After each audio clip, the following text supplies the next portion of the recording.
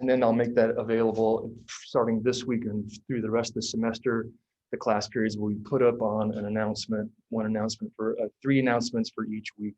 We're in week 2, so I'll have an announcement up by the end of the day that says week 2. Then there'll be what we're doing in class today, plus links to the videos that we'll be looking at if you want to look at those again or spin off from those. So any questions before we get started? That's what we're going to do. All right, let's do it. So I don't want to start here. I want to start with this gentleman. Now, this guy, let me just tell you this. I have to do a little disclaimer before I put this up here. He's very enthusiastic, you'll see. He's almost a little bit hypomanic. You know what hypomanic is? Hypomanic is so energetic, like pressured speech, a little bit, intensity. But I think his information seems to be credible. However, I don't have the professional background to actually vet it and tell you where I think he might be going wrong. But it seems like most of the stuff he's telling you is totally legit. But you'll see, he's got a little bit of an axe to grind. He was in the U.S. military. He served a tour in Iraq. And when he was in Iraq, of course, he was in where our story is set. The land between the Tigris and Euphrates rivers, Mesopotamia, the cradle, the birthplace of Western civilization. And while he was there, he had a come to Jesus moment. His life was completely transformed. He went from being a raw American first to lamenting this mission that he was a part of. So he has a little bit of that energy. So just try to look past that and just take into account the information he gives, which I think is pretty high quality. But they don't teach about the world's first human civilization in school. The creators of so many things that we utilize all the time in our daily lives more than 6,000 years later, including, well, the modern calendar. That's right, the calendar based off of the lunar cycles originates from the Sumerians. Most people are not aware of this. In fact, when I say that they're the creators of things we utilize all the time in our daily lives, well, I'm including time itself.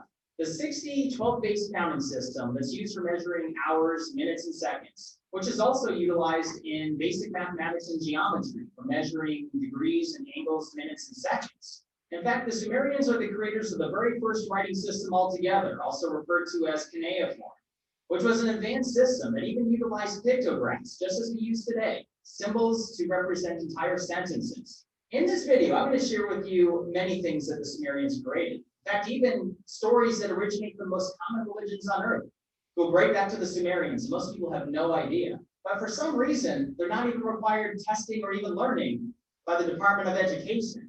In fact, if you go to any history textbook through high school, you'll find only 1 to 3 sentences total about the Sumerians, which are usually included in other paragraphs on other topics, such as the fact that they are the creators of the wheel. But it's the things that they somehow knew about that we can't explain, that are total mysteries, that I'll also discuss in this video. But if you're not familiar with the ancient Sumerians, they come from the cradle of civilization, Mesopotamia, the Fertile Crescent itself.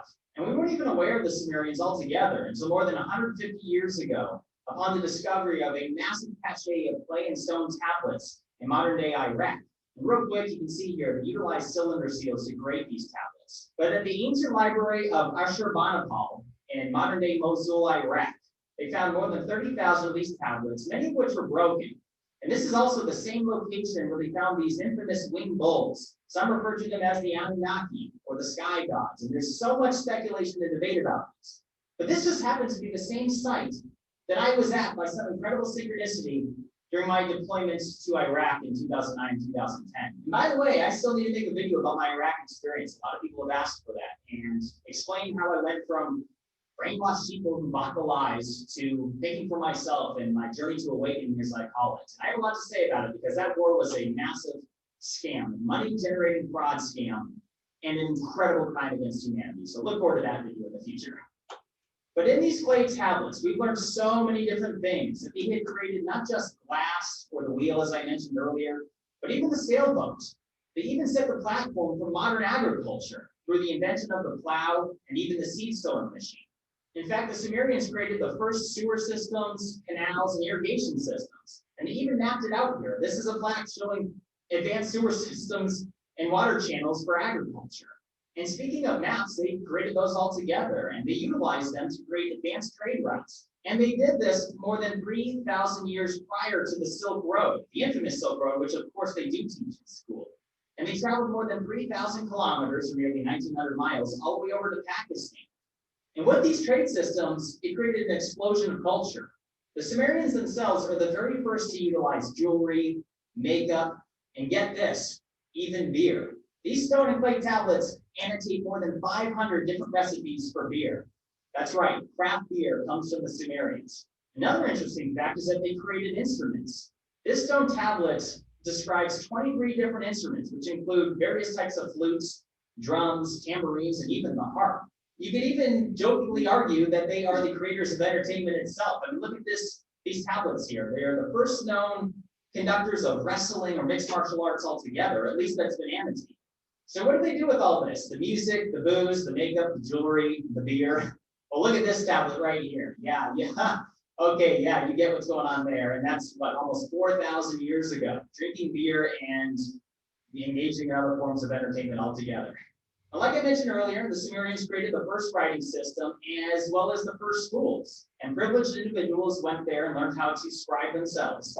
And they just jumped right into it. In fact, they're the creators of the very first contract altogether. How hilarious is that? They didn't miss a beat with their trading systems. And then guess what this says? Pay up or else. But where this gets really interesting is that in these stone and clay tablets, they give credit to all their knowledge not to any king or inventor, but they say that all the knowledge was given to them by other beings, the Anunnaki, which means from heaven to earth came. And many people, when they look at these various tablets, they speculate that this is where the ancient astronaut hypothesis came from. And maybe you're familiar with Zacharias Sitchin. Now, this is a subject I have to make a video on altogether about the Anunnaki, my thoughts on Zacharias Sitchin and everything. I've looked into this quite a bit. I know that there's a lot of speculation out there, and I don't agree with everything that people have stated about these ancient astronaut hypothesis. And you don't see me saying that the aliens created the pyramids. But it is interesting that they give credit to others for everything they have, all the knowledge. Now, people think that that's, of course, symbolism for something else, angels, the gods. So let's discuss what the Sumerians said they knew about that was later determined to be correct. Take the story of the Great Flood. You may be familiar with that from more than 500 different civilizations across 5 continents around the world. That science, the most recent data proves, actually did happen. Core ice samples taken from Greenland and Antarctica, and I discuss this in other videos. They illustrate that at the height of the last ice age, the Earth's sea levels were 425 feet lower than today, and over a few thousand years, it slowly rose, but there's these huge spikes that happened that confirm that there were sudden, rapid, and essentially incredible increases in the global sea levels. So in other words, the Sumerians were right, the flood did happen.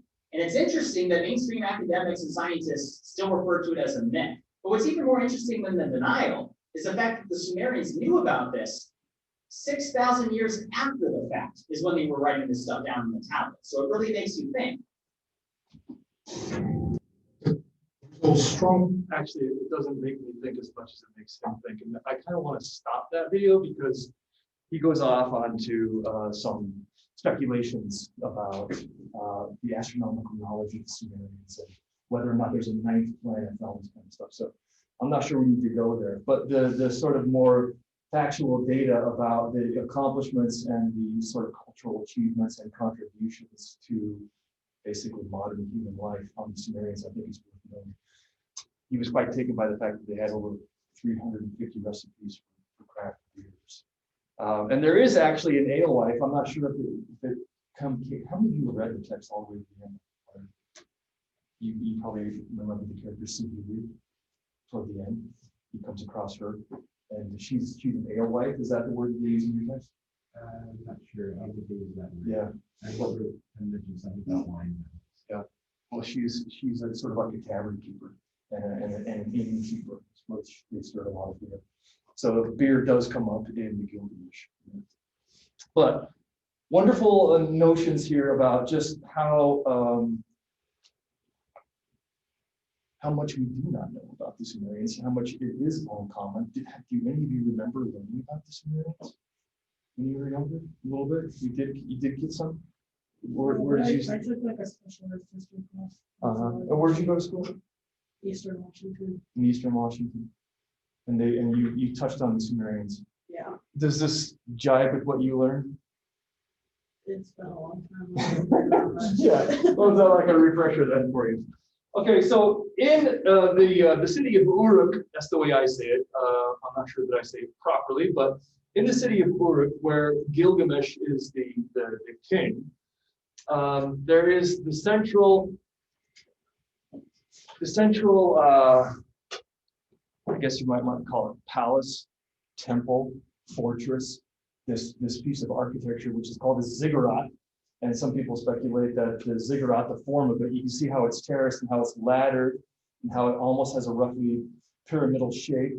That some people speculate that the Sumerians, they sort of laid the template out there, and the Egyptians basically took that style of architecture and turned it into a pyramid. And also you find this sort of magic mountain sort of architecture in Mesoamerica. So through Mexico down into South America, you find a very similar style of architecture. So it's called the Ziggurat, Zuggurat, the Ziggurat. And in each of the major cities in the Sumerian Mesopotamian area were dedicated to different gods. So this temple in Uruk was dedicated to the goddess Ishtar. And if you've read the tale, you know that, right? So the most important piece of monumental architecture in the city, at the very top, this is the temple, at the top, that sort of whitish structure, that's the place that was allowed, only priests were allowed. And you notice that there's a lot of building up, and as he was mentioning, that gentleman in the YouTube video, how they were knowledgeable about floods. The reason I didn't think that was so remarkable, because it floods there all the time, or at least it did. I mean, it would flood there all the time. And so one of the reasons that they built up like that is so they can escape the floodwaters. And so that the most important, the potentates and the wealth of the city can be preserved from floods. So there was a lot of storage up there of grains and food to get you through hard periods. There was probably storage of money. And it's also where the priests, who were the keepers of the knowledge, kept themselves free and unmolested by the masses. So if you wanted to be free from invaders, you would go up high, and it would be easy to defend. It wouldn't take a gigantic like entourage of armed people to keep you safe in those places. So they served many, many purposes. But this is kind of interesting, sort of time-lapse video. So there was a group of German archaeologists who, something like 10, 15 years ago, went to the site of this city where Gilgamesh is set. And they were able to do a lot of excavations, and through a lot of sort of educated guessing, put together this sort of schematic look at things. Let me turn these lights down. So this just goes for a minute or so. And there's no sound. It's just goes from being plain and simple to more adorned, to trying to bring it to life.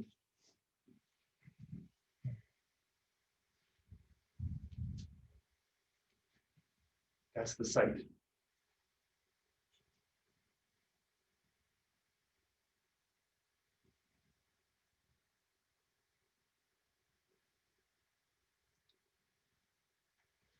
Here's Gilgamesh's beloved city, Uruk. See, there's a wall that encircles the entire place.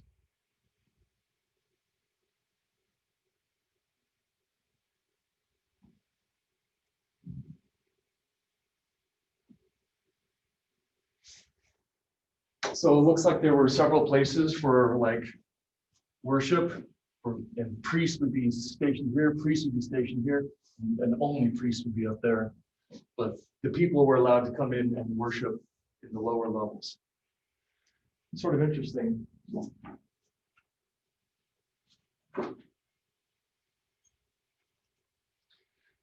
How elaborate this place was. I don't know what you think about in your mind's eye when you read something that's set so far back in time.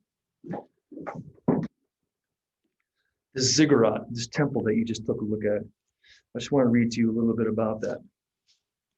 The Mesopotamian buildings were supposed to be the inspiration for the Tower of Babel, which in the Old Testament tradition was the symbol of human pride attempting to make itself God's equal, and thinking that it could mount to heaven through purely material means. Ziggurats were built up in a series of 3, 5, or 7 increasingly narrow terraces linked by steep flights of stairs, the steps being as much as 27 inches high and the towers themselves rising sometimes to the height of almost 300 feet. The 7 terraces corresponded to the 7 planetary heavens, and each was painted a different color. According to old Sumerian traditions, the great misfortune, Saturn, was black. His step was at the base, opposed to the highest degree, the gilded top of the tower where the sun resided. The second story was white, the color of shining Jupiter. The third, brick red, the color of Mercury. Then followed blue for Venus, yellow for Mars, gray or silver for the moon. These colors boded good or evil. In accordance with the Babylonians' own traditions, ziggurats had the symbolic properties of ladders, and these giant towers were intended to make it easy for the gods to come down to earth and for mortals to rise up toward heaven. The ziggurat at Larsa bears the evocative name of the house of the link between heaven and earth. Sacrifice was offered upon their tops. They are also expressions of the enormous efforts of mankind to approach the gods. When perverted, this effort reverts to deification of the human being, him or herself, intoxicated in the past by the magical and today by the technological methods employed to increase the powers of mankind. The quest for power takes the place of the search for God. The significance of contemporary Babel building is the attempt to reach the apex of power. It completely inverts the original meaning of the ziggurat, which was the tree or axis linking the 2 centers, terrestrial and celestial. Finally, the symbolism of the Mesopotamian ziggurat may be compared with that of the cosmic mountain and with that of the temples built in the shape of mountains at Borobudur and Angkor, and hence with that of the center of the world. When the pilgrim climbs the temple or ziggurat, writes Mircea Eliade, he is coming close to the center of the world, and on its highest terrace, he breaks through into another sphere, transcending profane, heterogeneous space and entering a pure earth. By internalizing the symbol still further, it might be said that the ascent of the ziggurat corresponds to gradual spiritual cleansing until we reach the pure light of an inner space. So there's a rich background to this tale that I cannot provide to you in detail other than just little schematic glimpses here and there. But it's a good idea for us to remember this sort of mythological background, this symbolic importance of the spaces that our characters are going to be moving through, and talk about this story on that level, right, of the symbolic sort of journey of the human individual or soul through space and time, which can also just be another way of saying through experience. Whether it's inner or outer, I think the end result is going to be, how is this experience processed by the individual? What do we learn as human beings? How do these stories touch our lives today? Although this story goes back 5,000-6,000 years, back to ancient oral traditions. Super old story. What is the relevance? How does it touch us? Where does it affect us? How does it sort of penetrate into our own existence? And how can we also penetrate into it and try to sort of get an approximation of what they were going through? So it's a wonderful little tale. And by the time you come to class 1 week from today, we'll be getting near the end of our discussions about it. And I hope that by that time you will have read it. You will have come up with some questions and some thoughts, and we'll be able to discuss it. 1 week from today, we'll be discussing the entire work, so you'll be able to jump in with any point, question, observation, point of investigation that you want to go through. Let me just ask you to write for a couple of minutes, because we've had some tiny little background, and we realized that these Mesopotamians were pretty with it people. And this is oftentimes called the first hero story of Western civilization. I would just like you to write what occurs to you about hero. When I say the word hero, what do you start thinking about? So you don't need to define hero unless you want to. You can talk about what is a hero for you, who is a hero, if there's someone in your life who actually is a hero. You can talk about heroes from literature. Just cut into this word hero and just do some associations with it. What does hero mean to you? Is hero an old, worn out subject now? Has it just been made meaningless by Marvel Comics movies? Or is there such a thing as real heroism in human life today? So just think about hero, write about hero, whatever occurs to you. It doesn't have to be academic. It can be quite personal. It doesn't have to be even perfectly written, just whatever comes out. So take about, say, 6 minutes or so and just do that.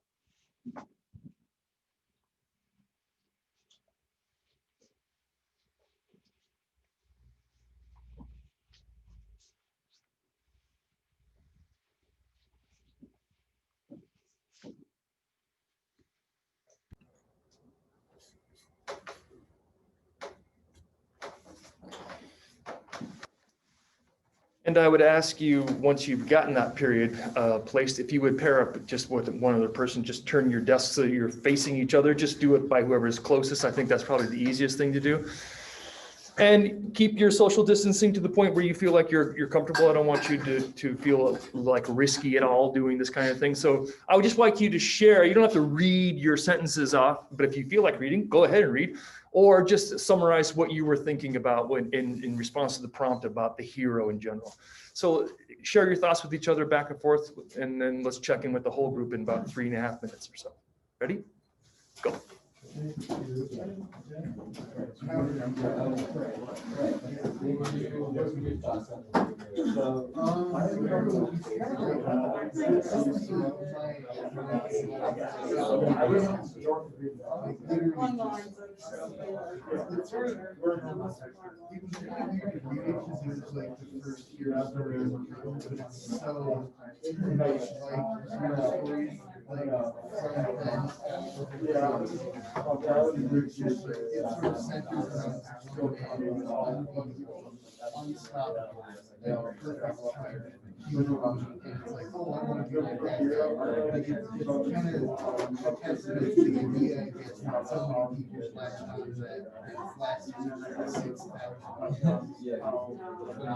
That's kind of what I was about. Like I said, and I think a lot of these stories, like today, the hero,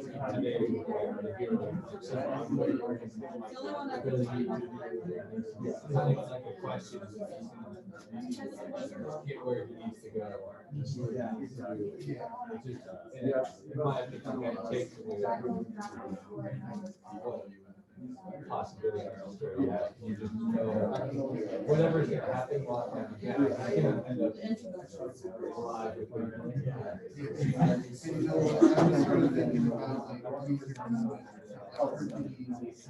Oh yeah, the unstoppable guy. And like it's pretty that just made me think of like oh this week Spider-Man is fighting Big Wheel. Is he going to win? Yes. Okay. All right, ladies and gentlemen, if I may interrupt your conversations and sort of bring this idea back to the whole group. What are some thoughts that have been percolating? I don't know where you came into this notion of the hero. What are some of your thoughts? What are you talking about? Let's hear them in the whole class. Yes, Delaney. Me and my partner kind of have different approaches. We kind of more the literacy perspective on heroes in literature. And I was looking at more heroes in the real world, but I think we both came to the conclusion that everyone has a different definition of what a hero is. Okay. Everyone has a different definition, both in the sense of defining the literary notion of what a hero is, and also in real life itself. Yeah. Is there a bigger difference between the literary definition of a hero and the non-literary than there is between people's definitions of real world heroes? You know what I'm saying? How did that work out? Yeah, I was just like talking about how I learned about hero's journey in like a writing class in high school, and how we had to like follow a character through a series of events and all of this. Okay, the hero's journey. Yeah. That probably came or derived ultimately from this source. If anyone recognizes this book, it's by Joseph Campbell, The Hero with 1,000 Faces. It came out some 50 odd years ago. Joseph Campbell was a student of and a follower of Carl Jung. Carl Jung is the psychologist who believes in the collective unconscious, the archetypes, the journey of the hero, that no matter where you are on planet Earth, since we're all human, we all go through similar life experiences. It just stands to reason that heroes emerge no matter where. Like it could be in New Zealand, it could be in Central South America, could be here in North America or Europe. Heroes go through similar journeys, right? They have like a cycle to the whole thing, and it can be described, and you can do it with Gilgamesh. You could go through the story of Gilgamesh and show how this story cleaves to that characteristic pattern of the hero's journey. And do you find that to be a useful thing? Like, oh, the hero's journey, where are we on the sort of wheel of that cycle? Do you find that to be useful? Does it enrich your understanding? In some ways, yes, but in other ways, no, because like we were talking about, everyone has a different definition of what a hero is to them. So it's like someone's hero could also be someone else's villain. Like, oh, I look up to this person, they're my hero, and then someone be like, oh, that's not what my views are. I really dislike this person. Mm-hmm. Yes, and in the realm of sort of mythological stories, heroes that are dark, right? Heroes that are unreliable, heroes that can turn on you, but nevertheless whose work seems to somehow work for the benefit of all human beings, even though they themselves are dubious. Those are tricksters, right? Yeah. So you've all read about tricksters, and that could be considered a form of hero, right? Also, many tricksters are gods or semi-divine figures as well. So the upshot is everybody has a different definition of a hero. But are there any commonalities among the differences? If we were going to pursue this notion, like, well, if everybody's idea of the hero is different, then is the concept even usable or useful? Did you find that there were things that united your definitions, the two of you? We didn't really go into our own definitions. We talked more about like the impact on the world. Yeah. But I think in general, everyone can agree that a hero is good. You're someone who's trying to do good. If that makes sense. It does make sense. Trying to be good for the hero's own sort of internal consistency and like the hero's own sense of homeostasis, feeling okay. That's why the hero wants to be good, or is it for some other, you know what I'm saying? Yeah. Because heroes are oftentimes people whose cause is others, right? The group. They do things for the group. Do you agree?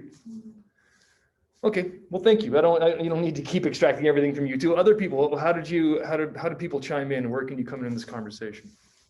We kind of talked about like the predictability of how the hero's journey kind of has gotten into like even movies today. Like I wrote about action movies and how it's like the same thing every time. You know, there's a hero. You know, he's gonna do whatever he needs to do to get what he needs, get what he wants. Right. And it's not kind of like takes away from the story a little bit because you know it's not very unpredictable. Right. Right. The hero's going to meet a wise person. The hero's going to get some magical weapons. The hero's going to go into the belly of the whale. The hero's going to have a meeting with the monsters, and et cetera, right? Mm-hmm. So it's so predictable as to become less entertaining in a way. Yeah, that's what I was thinking. Yeah, too pat. It's like watching an NFL football game and then watching another one right after. You're like, didn't I just watch this? More thoughts. I think it's kind of interesting that he says that because, like, especially like a thing that I thought of was like, I instantly thought of if there's like anything today that kind of like tried to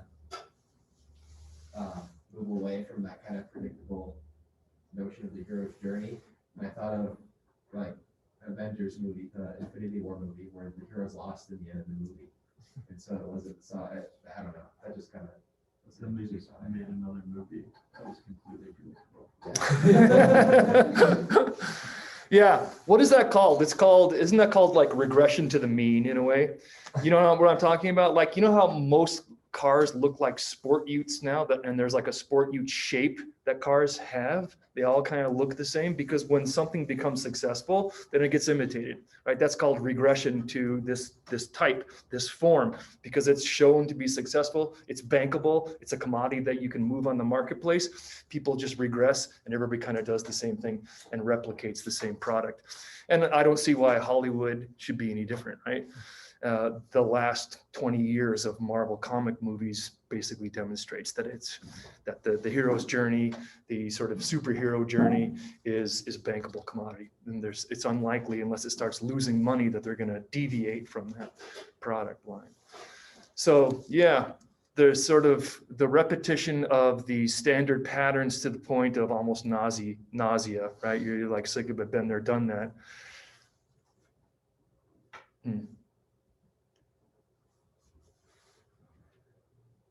I wonder if Gilgamesh is going to be like that for you, because we're all so steeped in the hero cycle now, right?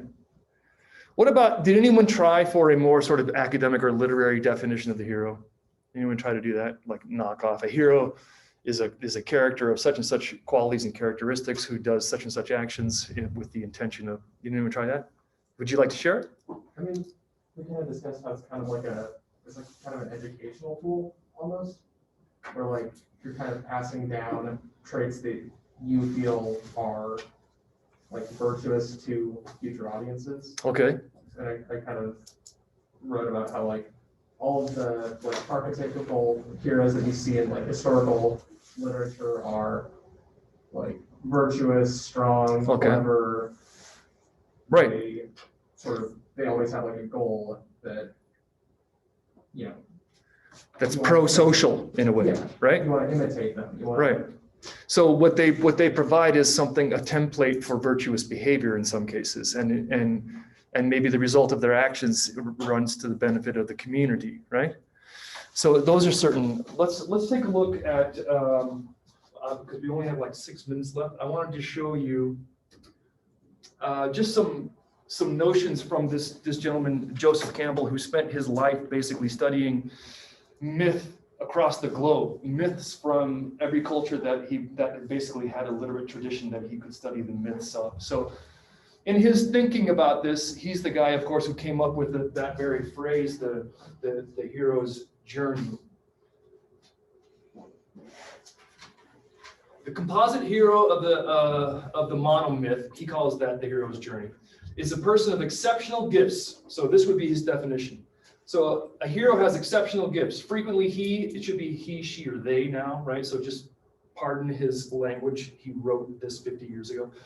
Frequently he is honored by a society, frequently unrecognized or disdained. So that was something that you brought up, Delaney, right? Like that usually these heroes are good, but oftentimes they're disdained. They're not liked. They're not accepted, right? So the hero can come on the shoulders of their comrades, or the hero can be an unrecognized or even unliked person. He and or the world in which he finds himself suffers from a deficiency. In fairy tales, this may be as slight as the lack of a certain gold ring, whereas in apocalyptic vision, the physical and spiritual life of the whole earth can be represented as fallen, or on the point of falling into ruin. So the hero comes in some sense to redeem or to reverse the fall that the culture or civilization within which the hero is born is suffering from. Typically, the hero of the fairy tale achieves a domestic microcosmic triumph. So fairy tales are like on the small level, and myth is on the larger sort of cultural level. And the hero of myth is a world historical macrocosmic triumph, whereas the former, that is a fairy tale hero, the youngest or despised child who becomes the master of extraordinary powers, prevails over his personal oppressors. The latter, like a Gilgamesh, brings back from his adventure the means for the regeneration of his society as a whole. So that's a more sort of profound way of putting what I was trying to say, is that the hero does something for the benefit of the culture from which the hero comes. What Campbell says here is it's the regeneration. Regeneration means that there's some sort of like unhealth in the spirit of the very culture that the hero comes from. Tribal or local heroes such as the Emperor Wang Ti, Moses, or the Aztec Tezcatlipoca commit their boons to a single folk. Universal heroes, Muhammad, Jesus, Buddha, bring a message for the entire world. So you notice that his notion of myth incorporates what some people would call a religion. And he said that, how do you know what is a myth and what's a religion? And he said, what the other person believes in is a myth, and what you believe in is religion. That's basically how people define that question. He doesn't make a big difference. He studies it all. Whether the hero be ridiculous or sublime, Greek or barbarian, Gentile or Jew, his journey varies little in essential plan. Popular tales represent the heroic action as physical. The higher religions show the deed to be moral. That is something that's happening in your spirit. Nevertheless, there will be astonishingly little variation in the morphology of the adventure. The character roles involved, the victories given or gained. If one or another of the basic elements of the archetypal pattern is omitted from a given fairy tale, legend, ritual, or myth, it's bound to be somehow or other implied, and the omission itself can speak volumes for the history and pathology of the example, as we shall presently see. So there's some notion of what the hero is about, right? The hero goes out Oftentimes, in most of the stories, the hero goes out and has a genuine adventure in the external world, right? And meets up with monsters and brings back something, right? Brings back the golden urn, brings back the fire, brings back knowledge.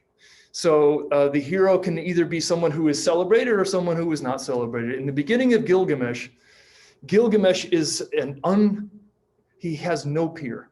He has no one who is his equal. He is extraordinarily smart. He is gifted in terms of using his smarts. He's a gigantic physical specimen, and he at the same time is oppressing his people. So this is an interesting opening to this particular story, is that we start, the hero is a king.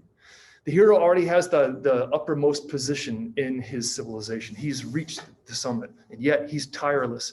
He's actually overworking the people. He is causing them great distress, and you'll see the reasons for this. And in fact, what initiates the whole movement of the hero from his home into the cycle of journey, what initiates that is the people's complaint about him. Gilgamesh never lets us rest. Gilgamesh takes whatever woman he wants. Gilgamesh is tireless. Gilgamesh is oppressing us. They call out to the gods. And so the gods answer the pleas, the cries of the people for some relief from this tyrannical king of Uruk, Gilgamesh. And what they do is a fascinating answer. They create his equal, one of the gods of the Sumerian pantheon. Just some of the stuff so biblical, it really does remind you of passages from the Bible. From the earth, the God breathes on the earth and creates a mate for Gilgamesh, a pal, an equal, someone of similar size, strength, and passion for life, and his name is Enkidu. And then the two of them go off, and well, that's where it all begins. So in this case, our hero is sort of despised and feared by those for whom he's supposed to be a benefactor.